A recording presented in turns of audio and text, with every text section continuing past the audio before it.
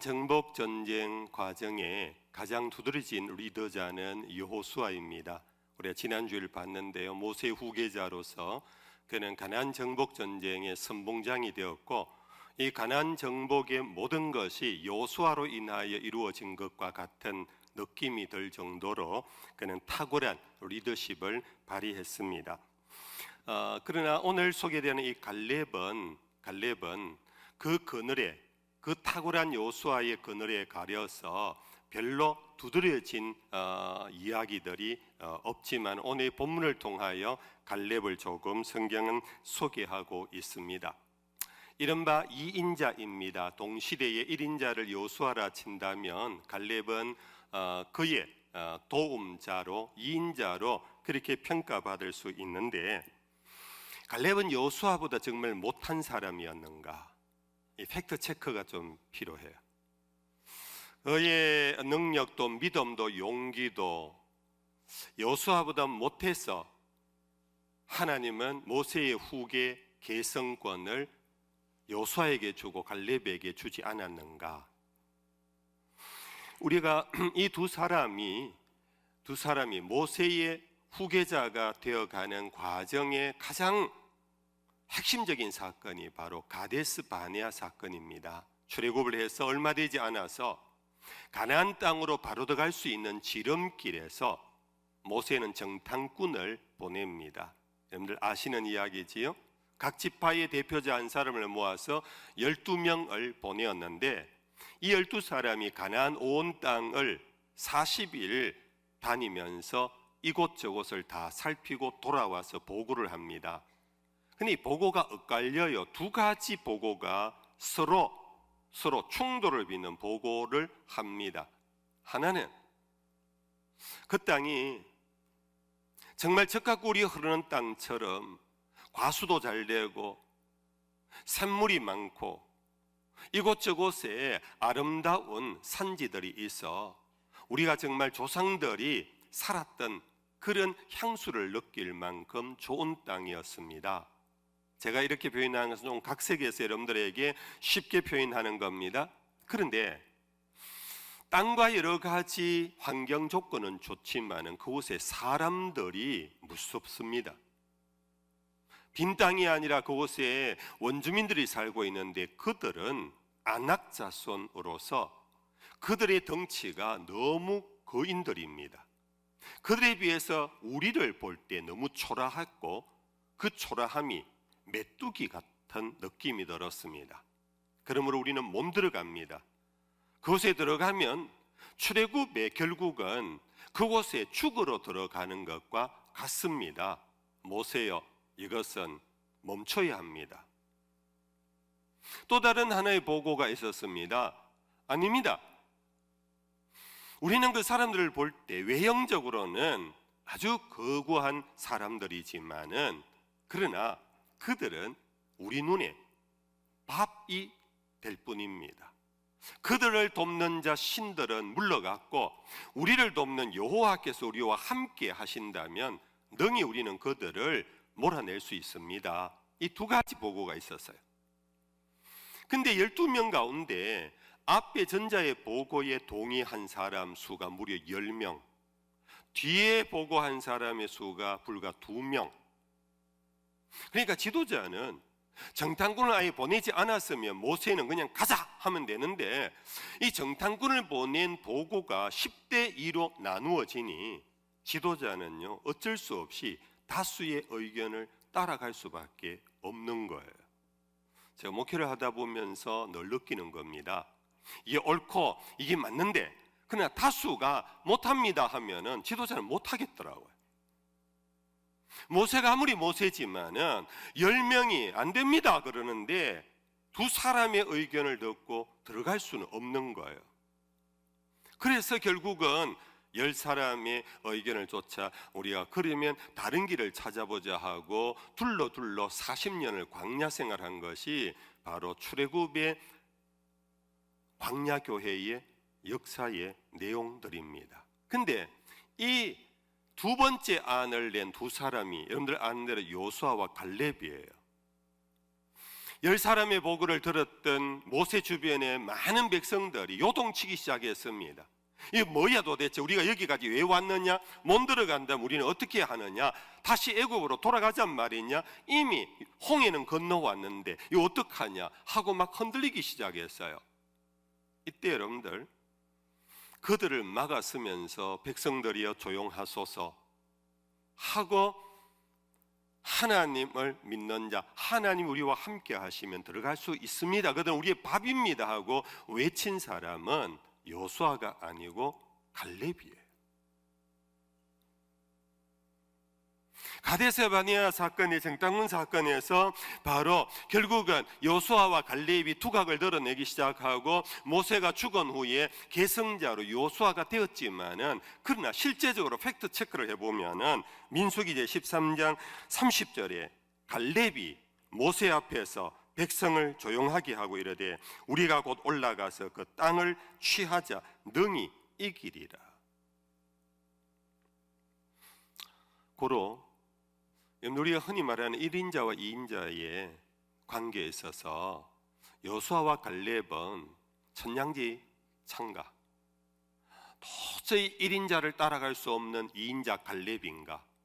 그래서 여호수아기 24장 내내 여호수아 이름만 나오고 여기 딱 한 군데 갈렙 이름이 나왔을 뿐인가? 아니라는 거예요. 여러분들, 우리는 이러한 두 사람의 경우 이외에도 성경 안에 1인자와 2인자의 관계를 참 많이 봅니다. 그런데 성경이 말하는 2인자의 공통된 점은요, 능력과 지혜와 믿음의 부족이 아니라 그것은 하나님의 뜻이었다는 것입니다. 하나님이 여호수아에게 주신 본분이 있고 갈렙에게 주신 본분이 있었던 것입니다. 하나님이 다윗에게 준 본분이 있고 요나단에게 준 본분이 있는 것입니다. 하나님이 베드로에게 준 본분이 있고 요한에게 준 본분이 있습니다. 성경은 우리는 자꾸 1등, 2등을 우열을 가려서 순위를 매기려고 하는데, 성경은 말하기를 그것이 아니라 인생은 하나님이 당신의 뜻과 계획 속에서 이 땅에 우리에게 본분을 주시고 그 본분을 이루기 위하여 우리를 보내었다라는 것이 성경의 정언입니다. 이제 둘째로, 이제 갈렙이 오늘 본문에서 취급된 것을 가지고 갈렙이 만난 하나님에 대한 말씀을 생각해 보려고 합니다. 여러분, 오늘 본문은 여호수아가 선봉에 서면서 가나안 정복 전쟁이 다 끝나갈 때쯤 12지파 투령들을 모아서 땅을 분배하는 이야기입니다. 그 땅을 분배하는데, 여러분들 예를 들어서 우리 이 예배당이 있습니다. 이 예배당이 이제 정복된 우리의 땅입니다. 여기 1분단이 있고 2분단, 3분단, 4분단 쪽이 있습니다. 여러분들 바깥에서 돌아올 때에 여러분들 원하는 자리에 앉으십시오 그러면은 서로 좋아하는 자리를 여러분들 중첩이 되면 갈등을 빚을 수 아니십니까? 거기 내 자리야 나와. 그래서 어쩔 수 없이 이 정복전쟁이 끝난 다음에 땅을 분배하는 과정에 제비뽑기라는 방법을 사용합니다. 두령들을 모아서 제비를 뽑게 하고 그 제비를 통하여서 너는 동쪽이다, 너는 북쪽이다, 너는 남쪽이다, 너는 여기다, 이제 이 과정이 지금 기록되고 있습니다. 이런 중에 갈렙이 여호수아를 찾아옵니다. 장군이요, 저는 제비 뽑기 원치 않고 저는 제가 원하는 땅을 받기를 원합니다.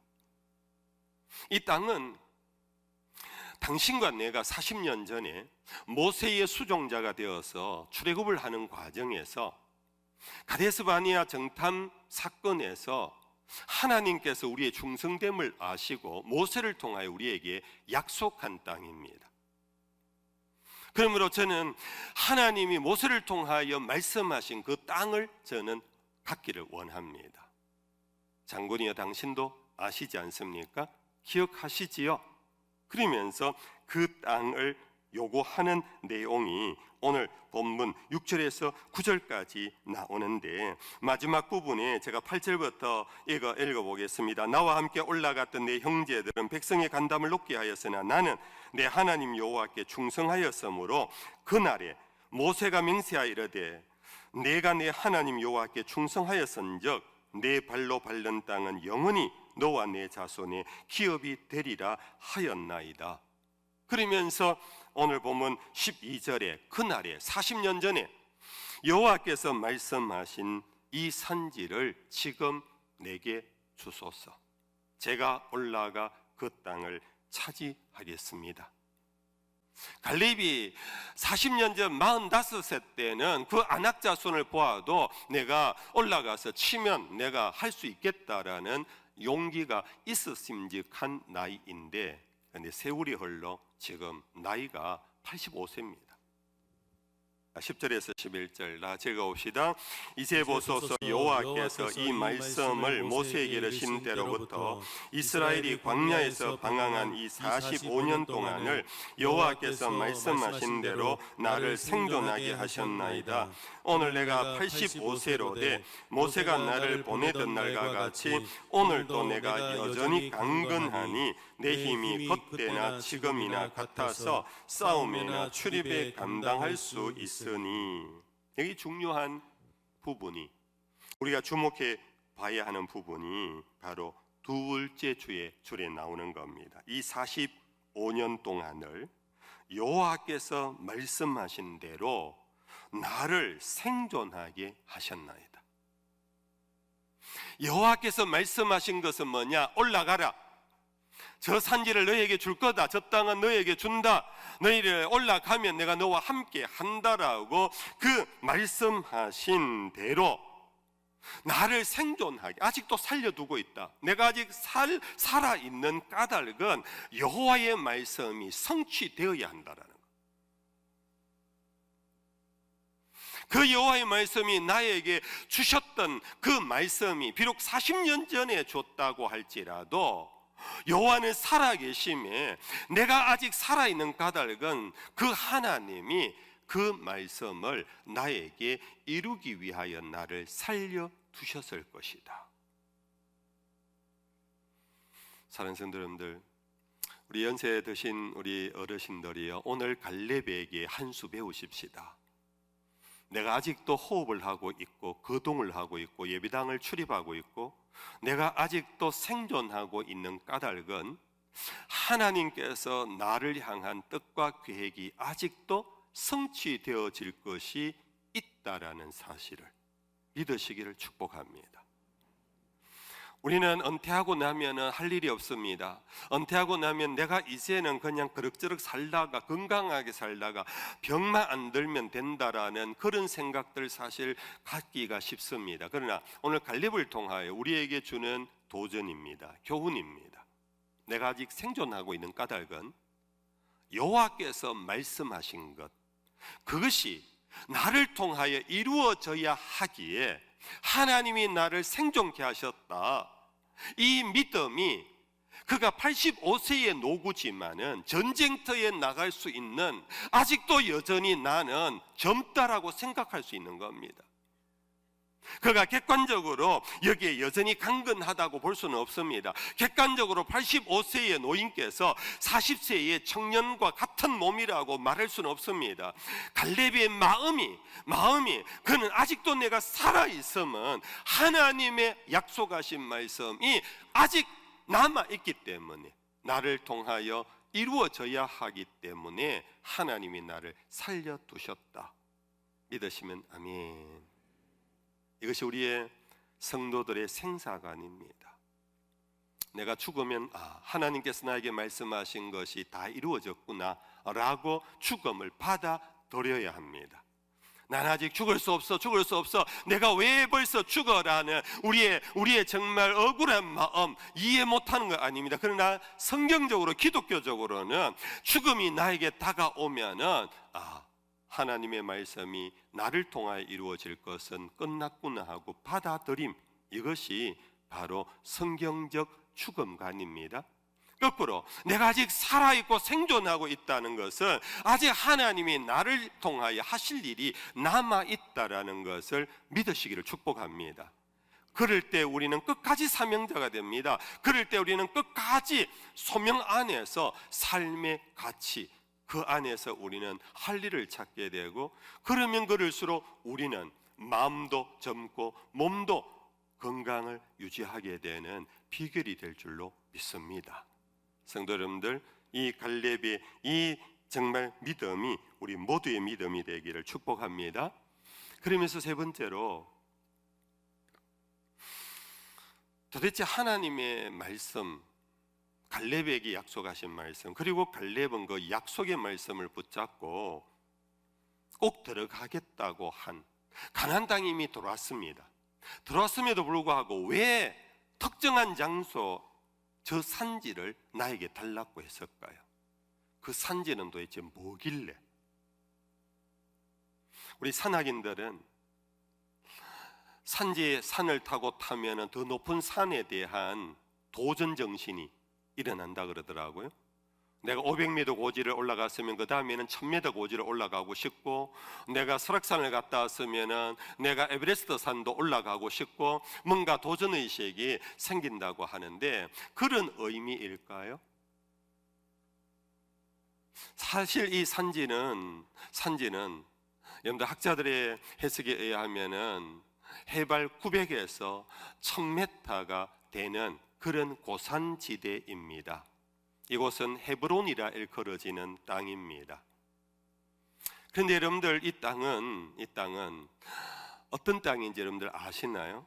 왜 갈렙이 이 땅을 꼭 지목하여 달라고 했을까요? 그곳에 아낙 자손이 살아서 과거 40년 전에 내가 정복하고 싶었는데 정복하지 못했는 거 이제라도 정복해야 되겠다라는 야망 때문이었을까요? 우리가 창세기를 읽어보면은 아브라함이 갈대아 우르에서 하나님이 갈 바를 알지 못하는 중에 가라 해서 들어옵니다. 가나안으로.